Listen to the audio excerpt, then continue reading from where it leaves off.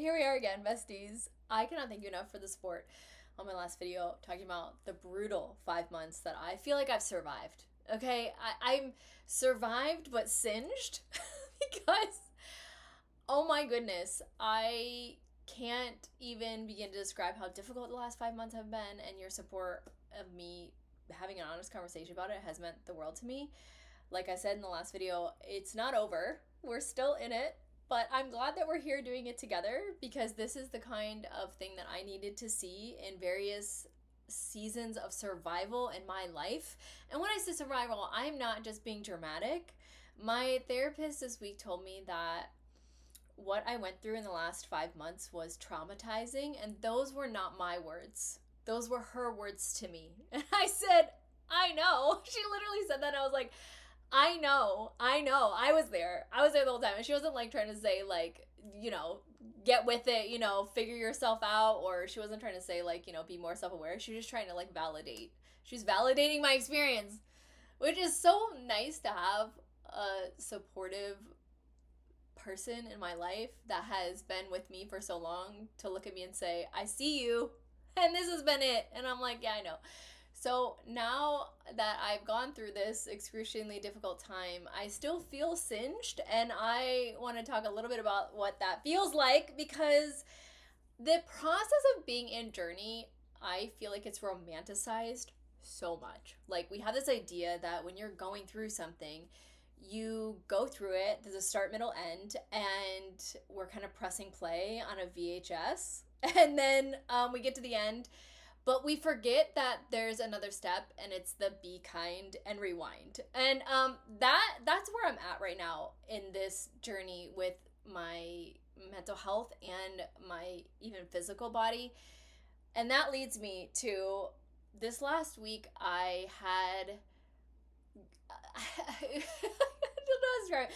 I want to call it a health scare, but like I have anxiety around health in general. So I feel like that's maybe more dramatic than what it needs to be. I had a health episode where I started feeling all these different things in my body. And as somebody who's super self aware and has gone through so much, I have learned that my body's response to going through trauma can be heart palpitations. It can be waking up in the middle of the night with my heart racing. Like, there's a lot of heart stuff around, like, processing things for me, and I don't know where that comes from other than just the fact that I've learned that when you have experienced so much trauma in your life that your body just lives in a constant state of fight or flight. So like, my body is wondering, are we literally being chased by a dinosaur, or are we just trying to survive, the emotional house fire, or the emotional muddy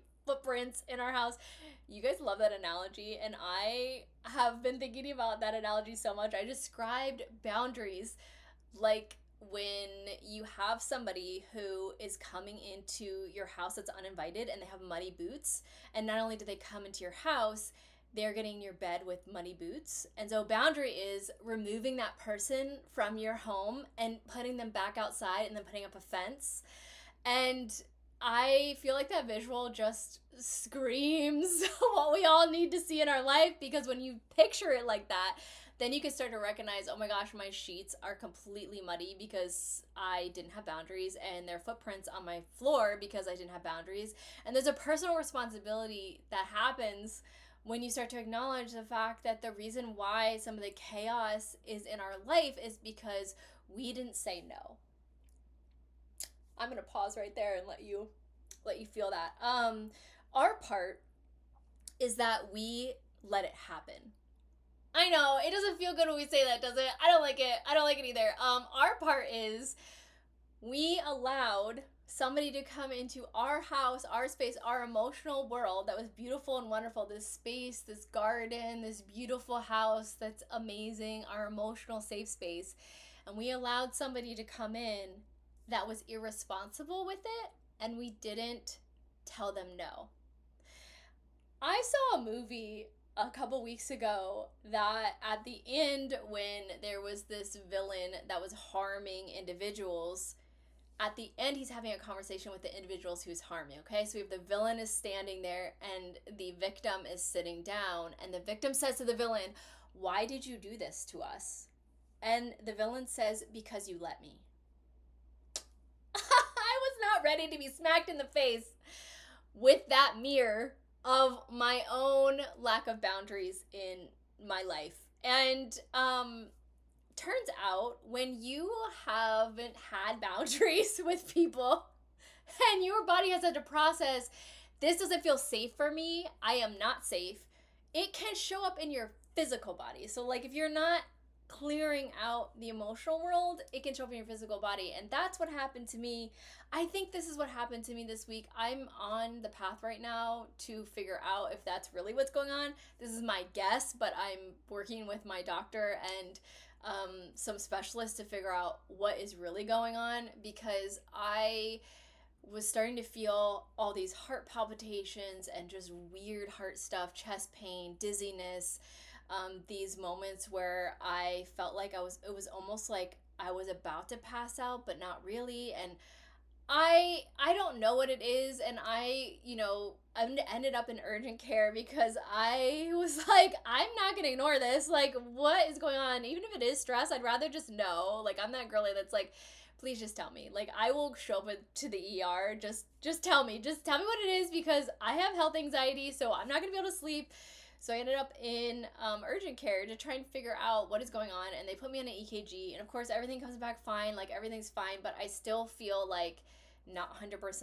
And I ended up going to my doctor, and they're going to put me on a path to cardiology. So I'm going to be going to the cardiologist to make sure that everything is figured out. But it's so nerve-wracking because if anxiety is causing my literal heart to be flustered and like beat off beat, I hate that. I've had it before. I've literally had a holster before for this exact reason. And I am choosing to be open with this because when I was going through some of the other times in my life, I had never heard anyone say that your struggles internally can show up in your physical body. And it's because sometimes things get trapped in there, and not to be like dramatic about it, but just that we have this energy that is moving through our bodies, and anxiety creates all kinds of chemicals in our bodies. And I remember my first panic attack I ever had was in the middle of the rain season, and I remember waking up out of a dead sleep. Like, I was completely out, and I was in a full-on panic attack from sleep. And it was because there was so much going on in my emotional world, and my body didn't know what to do with it because I wasn't moving my body. I wasn't trying to move through it physically. So everything just kind of like got stuck in there, and I had this panic attack, and I was freaking out about it, and I didn't know what it was. I was just like, oh my God, like, what's happening? And it was really overwhelming. I never even heard of anyone that I knew having panic attack before. And I learned later on that the reason I was having it is because I wasn't processing what was going on. And that's what I was experiencing. And everything I'm saying is just my experience. Like, please, if you are experiencing any kind of symptoms, please go see your doctor. Please go see a professional. In my experience working with my therapist and my doctor, we're trying to figure out, are these things anxiety or are these things actually concerning? And I'm taking all the steps to do that. But I wish I had understood that there is so much more about mental health that shows up in our body than what I ever knew. And that's one of the reasons why, if you've been watching my Instagram stories, I have been on my hot girl healing journey, which includes walking uphill every day and doing HIIT workouts, and I got weights, and I'm just moving my body through this really difficult time. And I am frustrated that I got to this point where I'm like, if this is anxiety, if these heart palpitations and this dizziness is anxiety, I am frustrated because I've done so much work to try and prevent this. So in sitting with my therapist, she was explaining how sometimes when you are doing all this work and you're moving through it, even if you are processing things, sometimes in your body, it takes a minute for it to catch up. And I hate that. It feels frustrating to me because I felt like I was doing all these things that was going to prevent bad things. And I have this romantic idea, and I've struggled with this even in my mothering of being a mother, this romantic idea of if I just do everything right, then I won't have anything bad happen. And that is not true. Like that is the parts of me that feel like, ooh, it would feel so good if I just controlled everything. Because if I just control everything and I am just perfect, oh my God, if I'm just perfect, then no bad things will happen. As it turns out, even if you do amazing right things and you are trying really hard, sometimes things just happen. And I hate that. I hate that so badly. I would love that not to be the reality. I have struggled with that so much. It's almost like we have an option of throwing away our expectations and just accepting the current reality. I hate that, actually. Don't like that at all. I would just love for me to be able to create whatever reality I wanted just based on, hey, I'm in therapy and I'm doing so many hot girl things. Like, you would not believe how much water I'm drinking. I don't want to have heart palpitations. My body or whatever's going on is like, hey, so you don't get to decide that necessarily. Sometimes we do, right? Sometimes we do. But sometimes other things just happen, and I'm working on accepting the reality that is in front of me. And I feel like a toddler who doesn't want to put on pants when it comes to accepting the current reality. That part of me, I am kicking and screaming. I have worked really hard on trying to deep breathe through that because I don't like some of these things I have to accept. And this is one of the reasons why I'm in therapy, is because the reality that I have and the reality that I want in some areas is not it, and I'm mad about it. Like my internal world is mad about it. Turns out that is emotional immaturity. Working on it. We are working on growing up that part of me so that I'm not a toddler putting on pants when it comes to accepting reality. It is really important to accept the things that are in front of us as reality and to really look at it for what it is and to acknowledge our part where we have allowed people in our space with their dirty shoes, and deep breathe through the patience and grace and love and respect for ourselves that we are doing the best that we can with the information that we have. But when we have new information, now we're responsible for it. Yep, we're responsible for it. And that means we do get to decide with that new information, are we going to grow up in that area? I'm doing a lot of work. And I was talking to my therapist about how I really wanted to say something to someone recently. Ooh, it would have felt so good. You know, those moments where you're like, somebody's doing something and you just want to clap back. So you want to sit them down. You want them to walk into an emotional stadium, if you will, and sit down in every single seat in the stadium. You want to sit them down and you have the words to say too. It's right there. It is like literally, it's not on the tip of your tongue, but it's just around, it's just in this area, okay? And then when they do it, and then you don't say it, that's good. that's good. That's the emotional maturity, and that is a great thing. I'm proud of myself because I didn't say what I want to say, and I normally don't though. Like, my thing is like I'm working up the courage to actually say the truth instead of every time that something happens I just say no, it's my fault, I'm sorry. Like, I'm convinced like if I was ever kidnapped, and like if I was ever kidnapped, one, they'd drop me off, but because they'd be like, girl, you will not shut up. But two, I feel like I would be like, oh my gosh, I'm so sorry. Like, am I bothering you? Like, I would like start apologizing. I have apologized to people who have harmed me for being an inconvenience to their harm. Like, that is the work that I'm trying to process. That is the acceptance that I have been fighting like toddler pants. I have allowed people to harm me. And then I have apologized for speaking up about it. I've apologized for being an inconvenience. I've apologized for setting a boundary that protects me and no longer enables them to harm me. I have had this part of me that has needed to please other people be so loud. And I learned that the people pleasing parts of ourselves are not, they're not there helping us. They're actually a trauma response. So, like, when we're trying to please other people, it's because that is what protected us in relationships where people infringed on our boundaries. And so we picked up along the way that if we just don't have boundaries and we just let anyone do anything and we literally become an emotional doormat, then we're safe. So it's not actually something that's helping us build connection with people. I know, it doesn't feel good. It doesn't feel good. It would feel much better if this was the part of us that was helping us. It's not.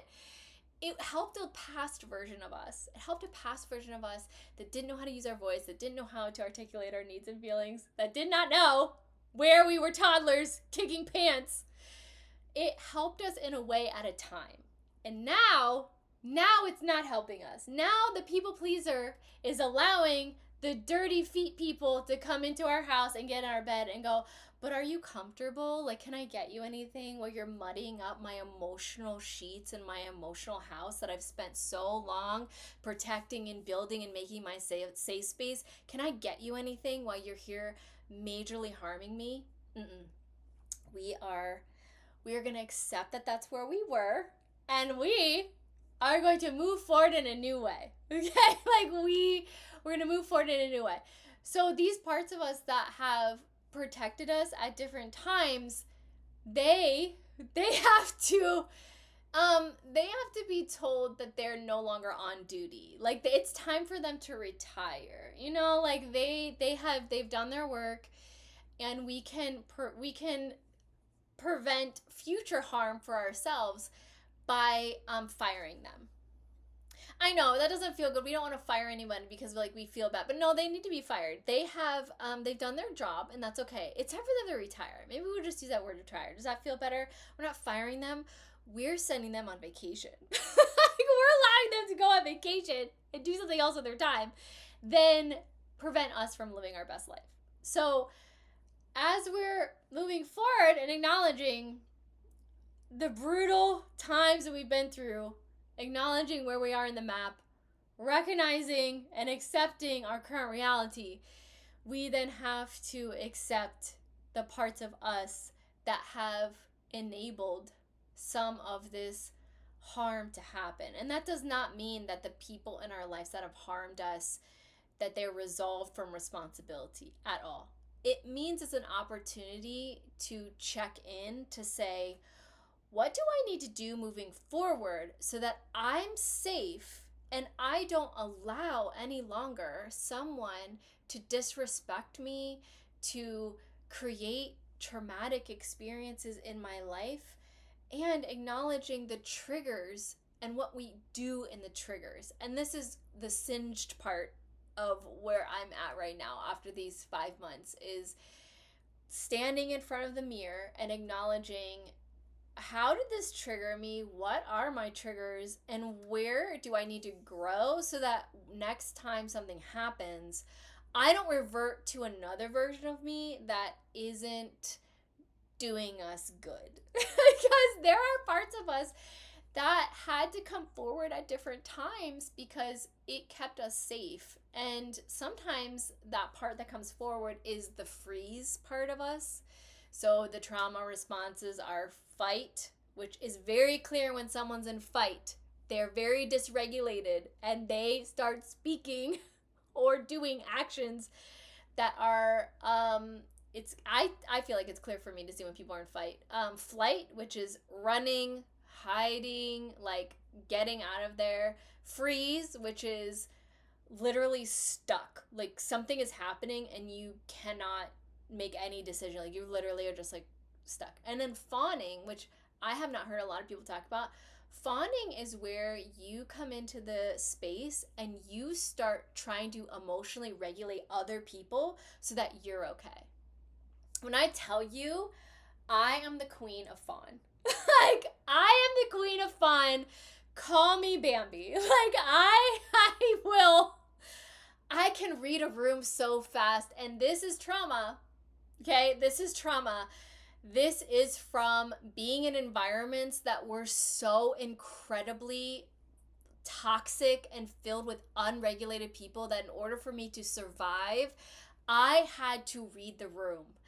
I had to see what someone's facial expressions, I had to pay attention to their breath, I had to pay attention to their body language. I can hear people's steps and anticipate how someone's feeling. And unless you have been in such traumatic environments where your safety depended upon listening to someone's steps, it might be hard for you to understand this, but it is so incredibly traumatizing to have your antennas on high alert to someone's dysregulation.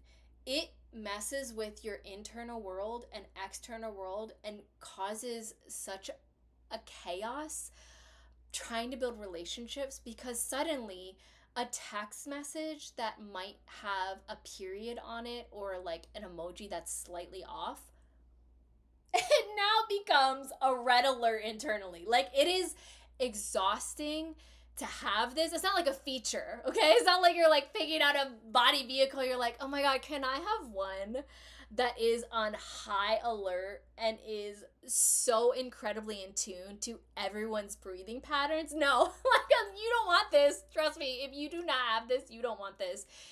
It is called, I think it's called, hypervigilance is what it's called. Hypervigilance is like you literally are like this, like you're just looking around all the time, like you're just trying to sense what are people going to do, and it can be really overwhelming and really exhausting, because even when you're in social spaces where you're out with friends, you're having fun, or even when you're at a grocery store, one of the most overstimulating places for me to go is the grocery store. I do not like going to the grocery store. The combination of thinking, lights, people, sounds, and my overactive nervous system can be really exhausting, and I don't like going because of that. Going clothes shopping is different though, or like going to Ulta, totally different vibe. Not overwhelming. It's calming, because oh my gosh, when you get a new something, like it just is different. Anyway, it is overwhelming when you have so much internal struggles going on, and I think for me, I didn't even know any of this was going on for a very long time. It took me getting into my late 20s to even acknowledge or understand what was happening. And I think that was because I was raised in an environment where I was taught that mental health isn't real. Like, anxiety is not real, depression's not real. These things that are actually going on in someone's body don't even exist. And so it took me a long time to get out of environments where mental health was really shamed, and mental health had this stigma associated with it of like, if you are experiencing anxiety, it means there's something wrong with you've done something wrong. This is your fault, you've done something wrong. And it was really hard as somebody who has clinical anxiety and depression and PTSD. It is really difficult to be in environments where people tell you that doesn't exist, but you're living in your body and your brain, and you're having all these different things go on, and you can feel them, but people are saying it's your fault. You're the reason why you're experiencing these things. And it is so harmful to tell people that, and it's why I like to have these conversations, because our brains are helping us move through life and helping us survive, and it's a really beautiful thing. Like, I have such appreciation for my brain, especially doing so many comedic videos where these ideas just pop out of nowhere, and I just like, I love her. Like, I'm obsessed with my brain. I'm so grateful for her. Like, she has given me so much fun. Like, we have a great time. I only show you part of what goes on inside my mind. It is a fun place. It is so imaginative. Like, everything has a personality. Like, there's so many fun vibes going on inside my mind. And I hear a lot from you guys like, oh my God, I would love to live in your brain. You would. It is so much fun in here. And I have found so much joy in the way that my brain functions. And inside my brain also is this cast of characters, anxiety, PTSD, all these vibes that are literally obsessed with me. Like, I have actually figured out that when I'm having anxiety or depression, one thing that I have tried to do is I will lean into just being like, oh my God, anxiety is trying to make me think that something bad's gonna happen or whatever. Like when I start to hear those thoughts, I'll be like, oh my God, you like care about me so much right now. I will like immediately like, oh my God, you're like literally obsessed with me. Like you love me so much. The way that she shuts up as soon as I start to do reverse psychology on my own anxiety, immediately she stops. And it's so fun. Like it's so fun to do that. Now, when I'm having an anxious moment, like my heart is palpitating and I'm literally sitting in urgent care, I sometimes forget I have that tool in my back pocket. Like I forget that I can just like pull that reverse psychology out. So I'm not able to use it 100% of the time. But when I do remember that I have it, I'm doing it. Also, I've heard on TikTok people have started naming their brains. And so when their brain, I'm like crying, I'm laughing. When their brains are starting to act up or like be dramatic or like overthink or whatever, like they've named their brain something. And so they'll just say out loud like whatever they've named their brain. And I feel like I want to do that, although I haven't landed on a name yet. Like I've been thinking about that, of like this version of my brain that wants to, run me down this path of anxiety or, having thoughts that I'm like, no, like, please, we don't have time for that today. Like, I feel like I almost want to pick like a name like Chad or something, like Chad. But it needs to have like I need to have a little bit of like, I don't know. Like I need to have a little grr in it. Like I need to be able to say it with like fierce annoyance or like smacking gum with like that kind of energy. So I'm gonna name my brain. Try it. Maybe it'll help you too. I feel like this is kind of like the way in which I cope with how much I've been through. Is just, listen, we're gonna have to make fun of it, okay? We're gonna have to make fun of the ridiculousness that is life, because life is lifing too hard, and we're gonna have gratitude and patience and love for the past versions of ourselves, but also these parts of our brain that go off script. We need to reel them in somehow. And I know a lot of you on my last video were talking about maybe dabbling in therapy, and I cannot say enough how much therapy has helped me. I looked for a trauma-informed therapist, and it's been so incredibly helpful for me, and not only just helpful in kind of going through the stuff that has harmed me and giving language for it and helping me understand it, help me understand why my brain functions the way that it does, giving me language for the different things that people have done. Because when people get in your bed with dirty shoes, sometimes those sneakers or boots have a name. Sometimes those names are personality disorders that you didn't even know existed. So getting language has helped me so much in helping me understand that not everyone functions in their brain the same way. And so where I would think, wow, that was a really illogical relationship decision because of another person's trauma or their past or their struggles, they're not going to show up to the situation with the same amount of empathy that I do because they haven't practiced using it. And so it's given me language, and it's also helped me recognize and realize what a baddie I am. Like I am an out of sight, out of mind person. So like if I'm not thinking about my closet makeup being an absolute disaster because I'm mid-organization, then it doesn't exist. If it's not like right in front of me, I don't see it. And I have that with these parts of me that I have absolutely overcome things, that I have been so resilient, that I have done, amazing things in the middle of the worst moments of my life, and having somebody that is like, girl, but remember all of these things, remember how you went through this, remember that, and someone like chronicling your life through your victories and triumphs, and then sitting with you and letting you talk about the same thing over and over again, and then being like, but you're such a baddie, like you've got this, and in a way that really like makes sense to me. And she's adapted, of course, like she adapts her therapy based on the person's needs, and I am like super sensitive, and like so she has a way of showing me myself, but not in a way of like, girl, you better get it together. She's like soft, which I need, because I am like 3 seconds away from critique. I'm like, I will cry. Please don't. I posted this video this last week talking about the chocolate cake that I eat every single night, which I had the recipe for. I mentioned it and y'all were like, I need the recipe. I posted it. And I made this funny skit making this cake.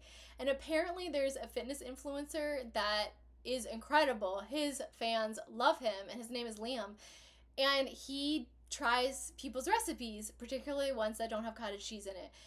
And I started seeing in the comments, everyone was tagging Liam, and I was like, I don't know who Liam is. Is this bad? Like, is he gonna show up and like roast me? Am I gonna be like in tears? I will be in a puddle of tears, please. I am too sensitive. Like, don't do it. And they're like, no, he'll try and give his honest opinion. And I'm like low-key nervous because the video's gone viral, and I'm like, I hope Liam likes it. I don't know who Liam is, but I followed him. Like, he seems cool. He seems funny. He's got a good sense of humor. But anyway, I thought it was. It's like, please don't. Please be nice to me. I've been through a lot. I'm soft and gentle, and I'm learning how to use my voice in different ways, and I'm showing up for myself in different ways now. And this is a process. And it's okay to be in process. It's okay to be in journey. It's okay to not have it all together. But in the journey of going through something horrific, moving through it, trying to process it, and getting to the other side, what's on the other side is realizing where you're sore in your muscles. And I think I've talked about this before, of going through something hard and finally you get a little bit of a breath. Now you're assessing kind of the damage, and my muscles are so sore. I feel so emotionally exhausted and fatigued from just back to back things. And again, you know, with what's going on with my physical body now, my doctor is like, don't even work out, like, just, we need to get you on a heart monitor. We need to see what's going on with your heart. Like, let's figure this out. And what's good is all the blood work came back okay.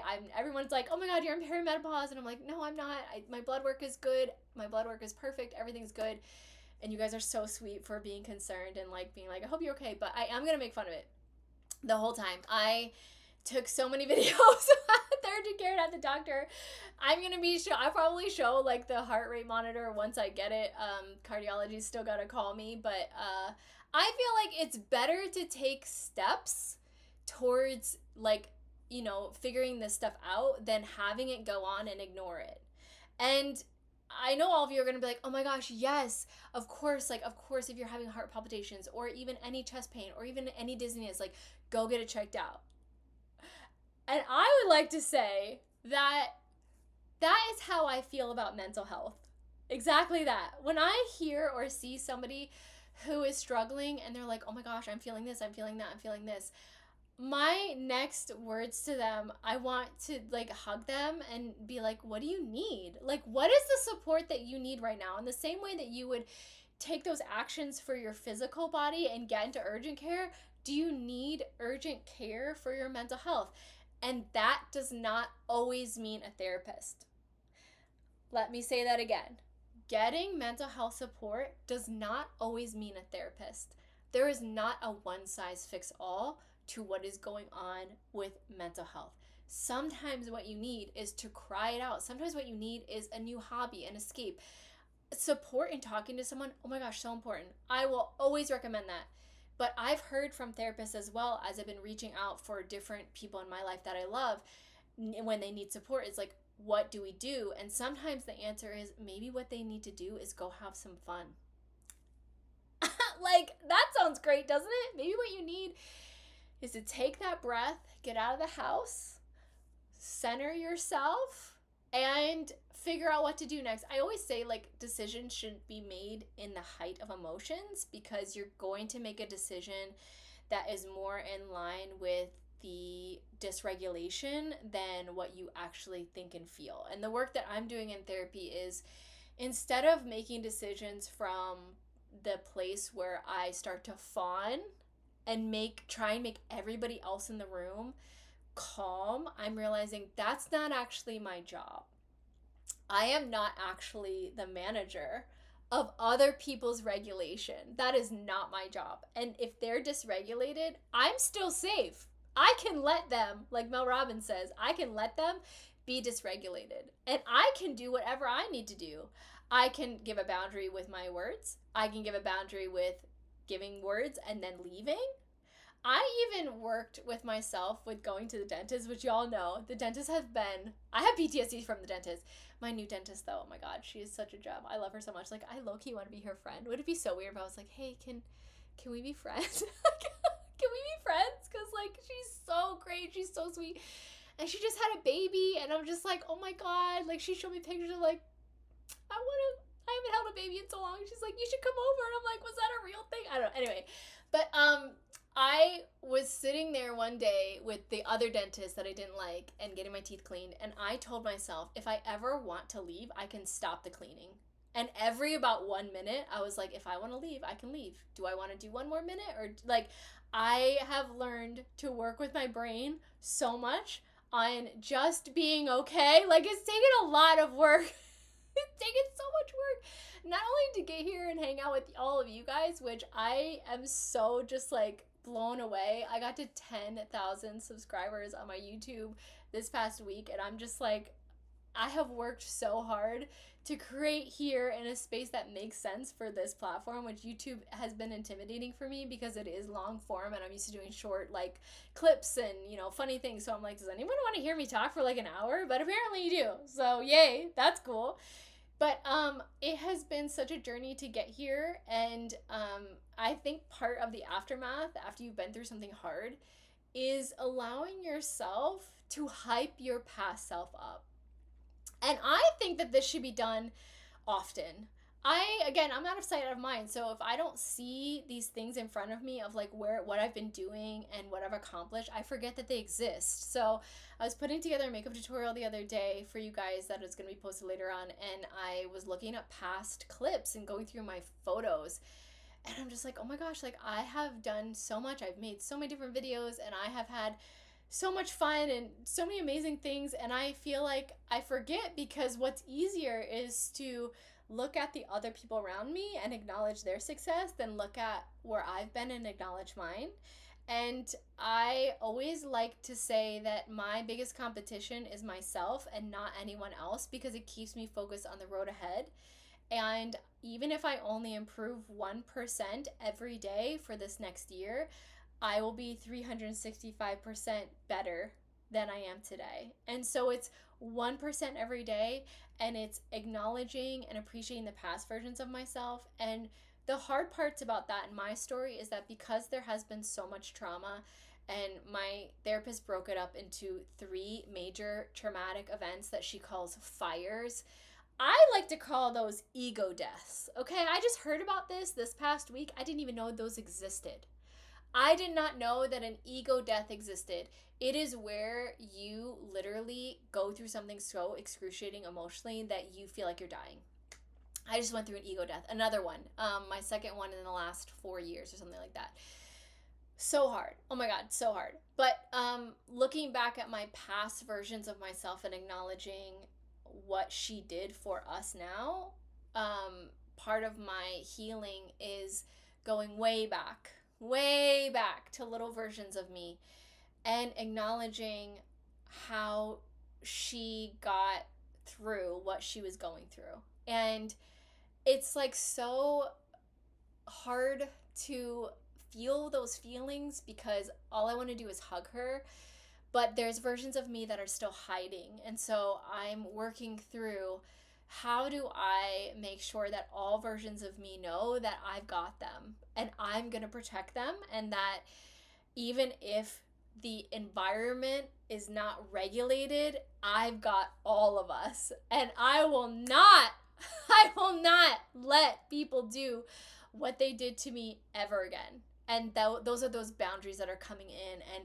with those boundaries are the grief of acknowledging this happened and it sucks, because that's the acceptance. That's the toddler pants again. Accepting that this happened and accepting there are parts of my story that are broken. And I hate that because in the brokenness, there are sharp edges that I sometimes brush against because I still have places that I'm learning to heal and grow, and I'm learning to acknowledge and accept these things that have happened in my life. And it is not easy, and it is so frustrating at times, and there are so many times that I am kicking and screaming because this is not what I wanted.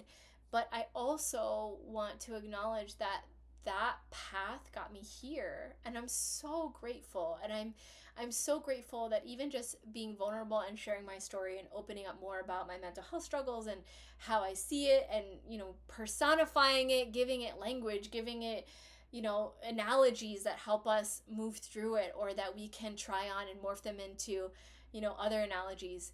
It is really helpful and it's healing, and I needed that at times in my life. I couldn't find it anywhere. I could not find people that were going through it but were also like really ambitious and really had dreams and goals and really wanted to improve and get better and grow and all these things. And I feel like it's such a powerful thing when we can stand in our stories and acknowledge them for what they are, the good, the bad, the ugly, and acknowledge the fact that there were versions of us that moved through really difficult times. And sometimes those versions of us need a hug, a high five, $1 million, and a coffee. Like sometimes the past versions of us are desperate for us just to acknowledge them. And that's part of accepting our reality too.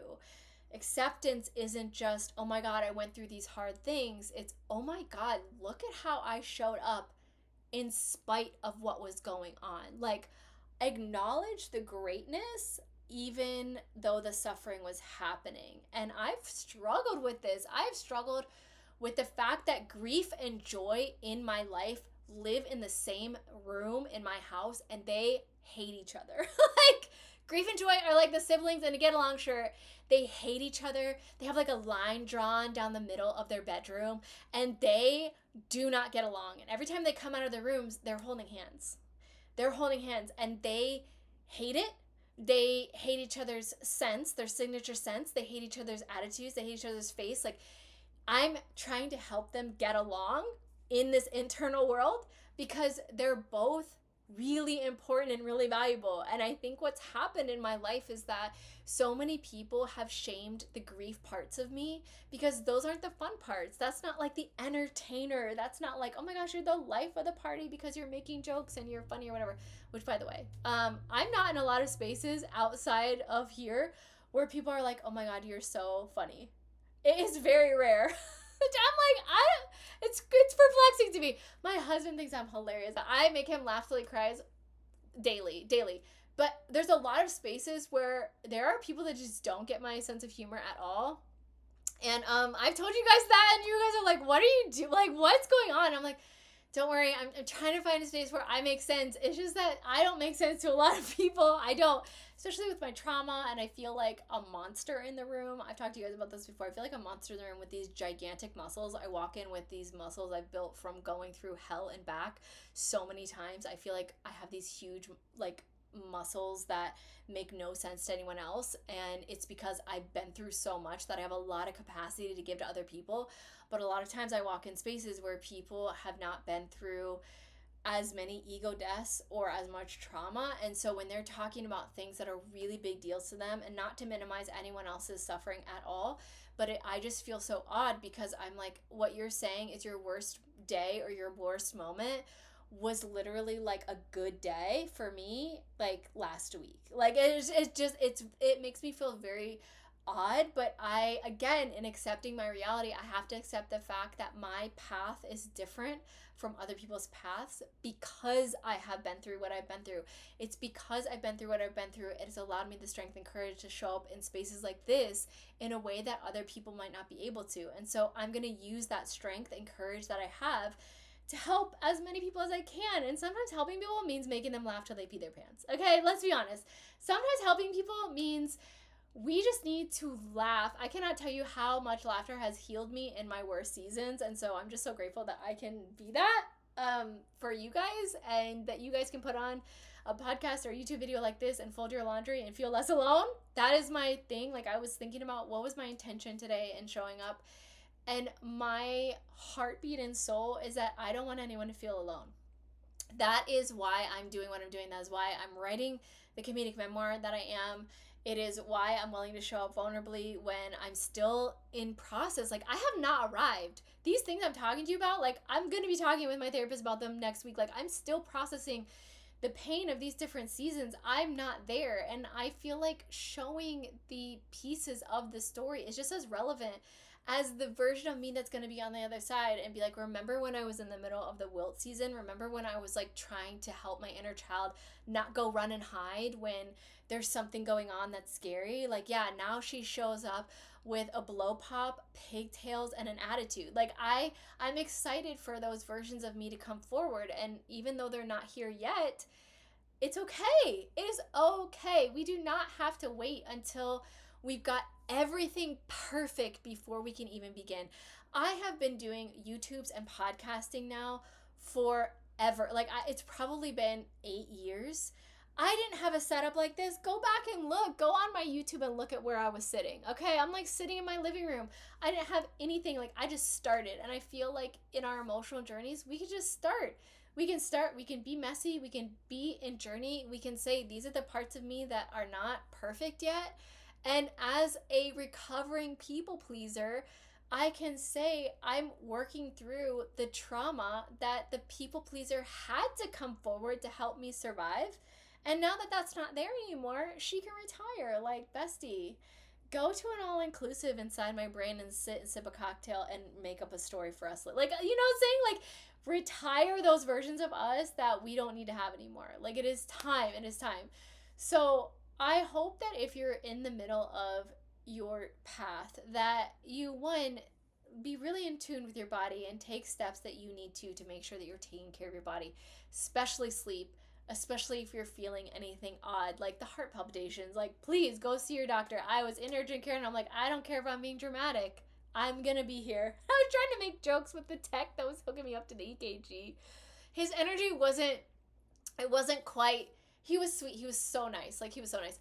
He just wasn't, he would laugh at my jokes, but like, he wasn't ready to play. And I love to play. And then when I saw my primary care doctor, I was just having such a good time. Anyway, so paying attention to your body and taking care of yourself is so important. Please be taking care of yourself. Please take care of yourself mentally. Check in to see what you need. Sometimes we just need to have fun. Sometimes we need to start a new hobby. Sometimes we need a break. Sometimes we need to escape. Sometimes we just need a space where we can laugh and we can cry and we can process. And sometimes we need to sit with the past versions of ourselves and throw ourselves a party, because we have been through so much and we have gotten here, and we deserve to be celebrated in that, and we deserve to have just as much encouragement for ourselves that we would give to other people. We always hear this phrase of like, make sure you put the oxygen mask on yourself before you put it on someone else. But I have pause with that, because in order to put the oxygen mask on yourself, you have to acknowledge the fact that you're in the middle of a crisis, okay? Those oxygen masks do not come down unless there's already a crisis going on, all right? So when there's a crisis going on, yes, put the oxygen mask on yourself before you help somebody else, absolutely. But first you have to acknowledge that there's a crisis. You have to acknowledge that there's something going on right now. I need oxygen. I want to help someone else, so I'm going to. But what else do I need to make sure that I'm okay and I'm going to get through this? Like, we have to pay attention to what our bodies and our souls are saying. And sometimes that just means that we need a break, and that's totally okay. So thank you so much for watching and listening. Please subscribe. It means the world to me. It really helps the algorithm know that this is worth listening to. I love hanging out with you guys. Please leave a comment. I am trying desperately to keep up with everyone's comments, because it just means the world to me to hear your feedback. It feels like we're in the middle of a conversation together. It helps me feel less alone, to hear from you, to hear what you're going through, and I just really appreciate you. So thank you so much for listening. I cannot wait to see us on the other version, like on the other side of this. I can't wait to see the other versions of us on the other side of this. Like, we're gonna get through this. We're gonna look fabulous while doing it. Like, look at my makeup right now. Isn't she giving? I'm doing all the makeup tutorials. You can find them on my YouTube channel as well. So yeah, thank you so much for hanging out. I'm really grateful for you. If you want to find me in other places, I'm on Instagram. I'm on TikTok. I'm everywhere you're listening to podcasts. Just type in Julie's Story on Google. You'll find me. So thank you so much. I love you. We'll talk again soon. Okay, bye.